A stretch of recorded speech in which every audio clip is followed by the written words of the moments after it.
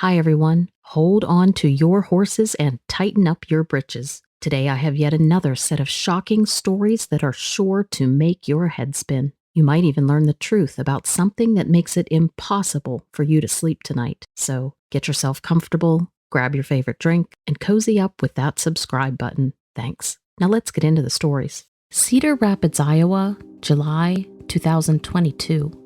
I used to be a canvasser for a consumer protection organization. For those who don't know what that means, a canvasser is somebody who walks around town, going door to door, knocking on strangers' doors with a clipboard to ask for donations or spread awareness for a specific cause. The cause we were all working on was pipelines, and the governor's lack of commitment to limit pipelines and new oil and gas infrastructure in the state.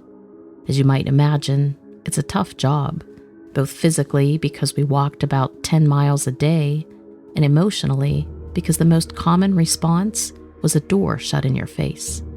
Also, I've been threatened with a gun. I've been hit on by a clearly naked person, and I've had the cops called on me more than my fair share.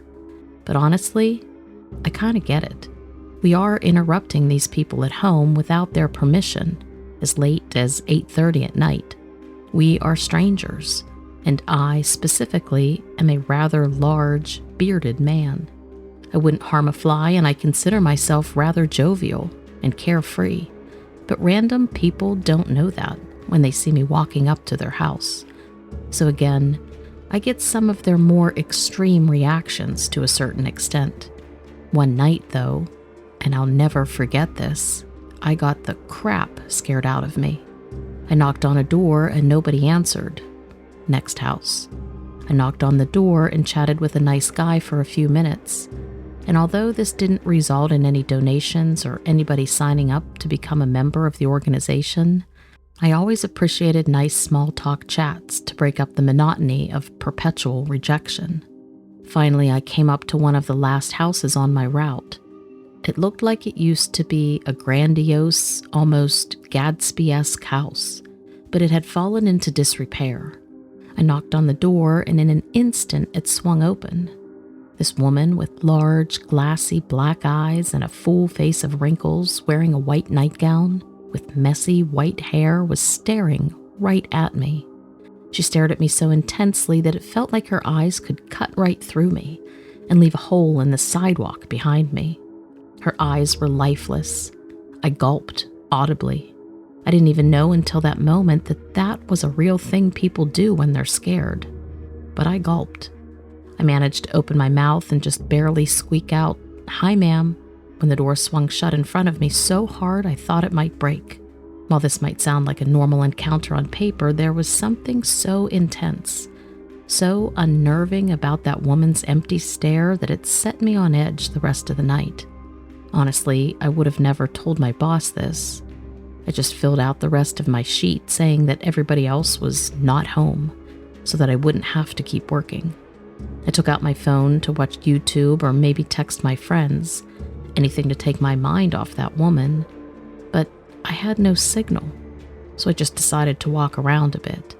As I walked along the empty streets, I realized that there is something creepy about the suburbs when you're the only one on the street and all the house lights are off. When it's quiet and still like that, you realize you feel exposed. And then every horror movie you've ever seen comes back to you, and you imagine that Freddy Krueger's right behind you, poised to attack. I kept walking down those empty streets looking for any sign of life so that I could feel better.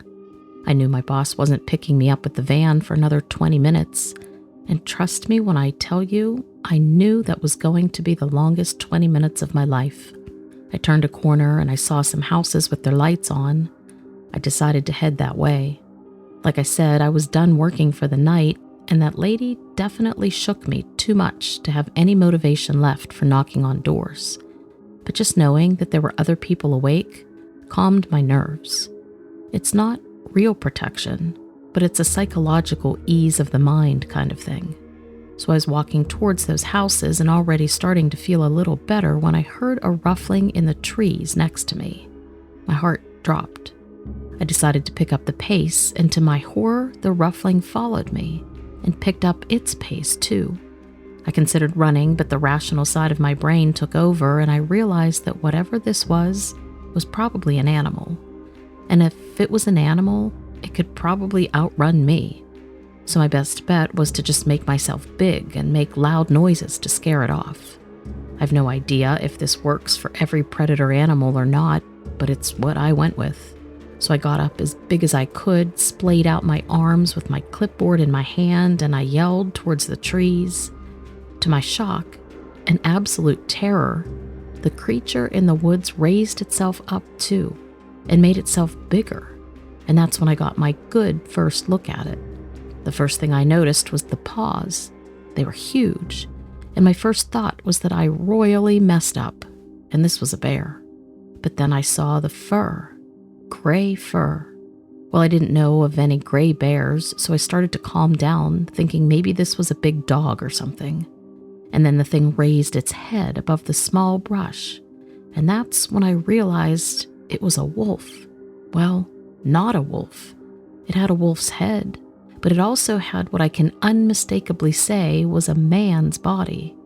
At first I thought maybe this was some sicko wearing a mask, like in the movie Saw, but then it opened its mouth, and I saw the saliva dripping out of its mouth and the deep shine in its eyes.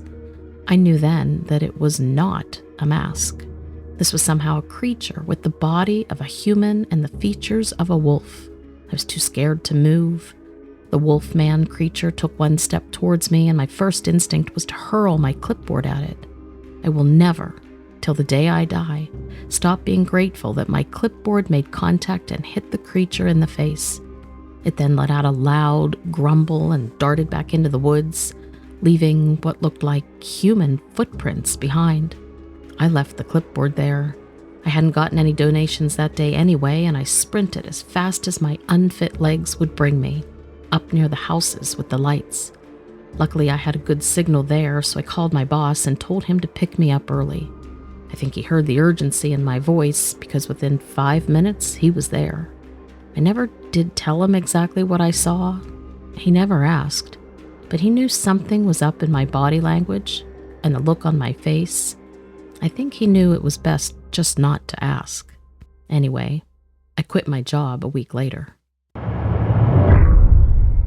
Waco, Texas, July 2017. I'm a personal assistant in Waco, Texas.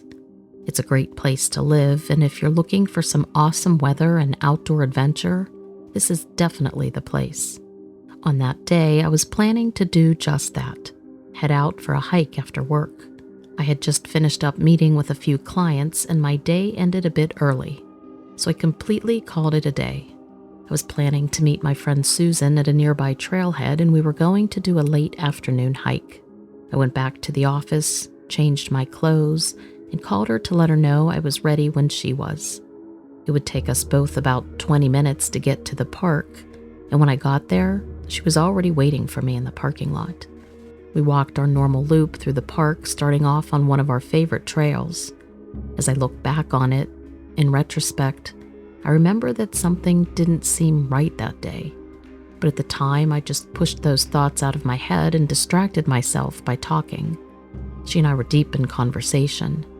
At one point, we stopped and looked at each other as this crazy noise cut through the air. It was a noise unlike anything either of us had heard before. We stood there listening for a few minutes, but when it didn't happen again, we continued on. We eventually ended up at a nice clearing, and we stopped to have a bite to eat. We made sure to take out trash with us so as not to litter, but it always did make me nervous that opening food could attract animals to us. We continued our walk, and everything was still and quiet, which was really peaceful. Looking back, there were no forest sounds at all, though, which, what I know now, makes sense. From there, we hiked a bit further, but made sure we didn't stay too long since it was getting close to sunset, and it would be easy to get lost in this area of the park after nightfall. We started back toward the car, talking about how the next time we should think about making it an overnight, and right then, we heard the shrill scream again. But just like before, it didn't repeat itself. Even still, the sound of it made me nervous, and we picked up our pace a bit and continued to head back the way we had come. Now it was dusk, and Susan pointed out what she thought might be an eagle's nest high above in the trees. Luckily, I had my zoom lens with me so we could get a better look. Sure enough, it was. She was really into looking at it, but I was still feeling creeped out by the screams we had heard, and told her I wanted to keep moving along back to the car. So then, as we headed back, we began to smell something foul coming from the path ahead of us. We were walking into it. She said it was probably just a skunk, but this did not smell like a skunk to me. It was a really foul odor. I was thinking it could be a fox, deer, or even coyote carcass. We made a left turn at the fork in the path, and we spotted the huge dead tree. That was our land marker, so we knew we were close and on the final path that would take us back to our cars. This is when I noticed that something wasn't right. I felt a change in the air, and all of the movement in the forest stopped and got quiet. Susan also noticed it and even made mention of how the air seemed to change. Now my brain was getting all frazzled, and I kept thinking of horror stories in my head. We literally started jogging at this point and reached a clearing in the woods when we heard more sounds. They were so loud and so obvious with all the other silence in the woods, but these noises sounded like branches snapping off from trees, as if they were being pushed over by something coming closer to us. We looked around, and then that's when we saw it. We both saw it. The thing was 8 or 9 feet tall with mangy fur all over its body, and it had the head of a German shepherd or maybe a wolf, but the body of a man, and the eyes glowed yellow, and it was snarling at us with fangs like something from a horror movie. I couldn't believe what I was seeing. I couldn't understand what I was seeing. Susan grabbed me and pulled me behind a tree to hide, but it was too late. The creature had seen us, and it was coming at us, running as fast as anything. Luckily, Susan always carries mace with her. She aimed it and sprayed it towards the creature. It startled the creature, which then reared up its head and let out the shrill scream, the exact scream that we had already heard twice. I was completely frozen in my tracks. I was sure we were about to be attacked. But before I could say or do anything, the creature turned off the path and fled into the woods. Needless to say, Susan and I were speechless. All we could do was look at each other until she yelled to run, and we both bolted to our cars. We both later agreed that we feel we had been lucky to escape with our lives. I was never a believer of monsters before, but this changed me completely. Now that experience happened almost 5 years ago, and it still haunts me to this day. Susan and I still go hiking, but we haven't been back to that area since that incident. She actually now carries a pistol, and we never go hiking close to dusk or dawn. We've both been reading up on this and trying to figure it all out. We read folklore about Michigan and the things that exist there. I thought it was all hogwash, but when I saw this creature, that thing we saw, with my own eyes and experienced it running towards us, I became a believer. Northwestern Lower Peninsula of Michigan, summer 2007. The first time I saw it, I was about 20 years old or so. It was a Friday night, and I was with my friends. We'd all gone camping that weekend near the Manistee River. It was the summer of 2007, and not much was really going on. We were out of school and needed something to do, so we headed out for the weekend.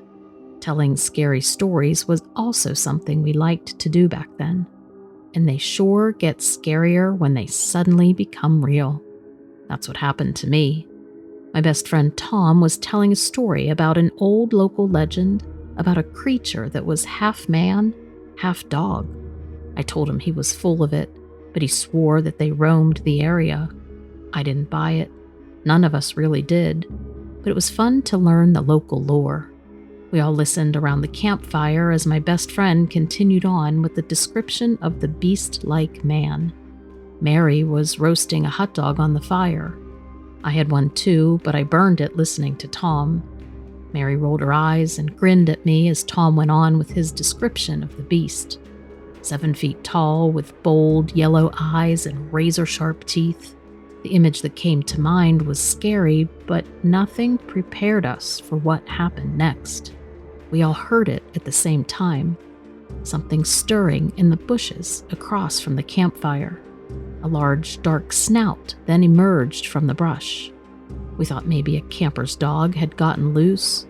People did like to come to the woods in the summer, but as it began to stick its head out and its upper body emerged, we all found ourselves staring at the very thing we had just been thinking was not real.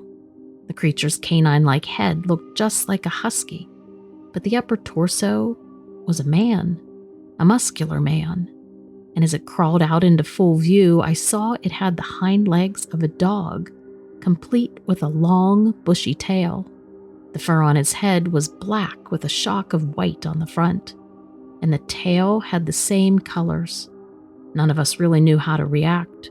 Tom glanced around in search of other signs of life. I guess he thought it was some sort of a prank. That was my first thought too, until I locked eyes with the creature. It was like sort of gazing at a wolf. It was beautiful, and it didn't seem deadly in the moment. There was wisdom reflecting back at me too, ancient and extremely wild. There's no telling how the thing would react if any of us moved. It then stepped closer towards us, and a scream pierced the air, and I looked around. My friends were all stunned into some kind of horrified silence, and I realized the scream had come from me. I watched as the creature sniffed at the air near the hot dogs, and it seemed like it had caught the scent of our hot dogs. The saliva was oozing out of its mouth and pooling on the ground. Mary's jaw fell open, and just then, a bright orange flame engulfed her food. Within seconds, it blackened into something inedible. Then Becky got her camera and snapped a picture. The flash startled the beast, and in the blink of an eye, it grabbed the burnt hot dog and turned and ran into the woods. I yelled at Becky for snapping the photo. I'd wanted to study it more. If these creatures were real, how many of them existed? And why hadn't we met one sooner? I feel weird admitting it, but I almost even wanted to touch it. Like if I touched it, then I could actually accept what my eyes were seeing. After that night, I devoted my entire life to learning more about these creatures and trying to find them. I've had a few sightings since then. My friends still don't want to admit it even happened, but I know the truth, even though I don't talk about it much. Only to true believers, because most people are afraid of what they don't understand. Also, I've heard of people who only think that this thing appears in Michigan, but that's just not true. I've been looking online and read about one on the outskirts of Indiana, one with the head of a German Shepherd. That same year, I read about one in Wisconsin that they said had the head of a Doberman. The body sounded like it was smaller than some of the others, and that one didn't have chest hair. Maybe it was some kind of a cub. Who knows? But the one thing they all seem to have in common is the upper torso is always of a human man. Either way, I plan to continue on with my research. The world deserves to know the truth.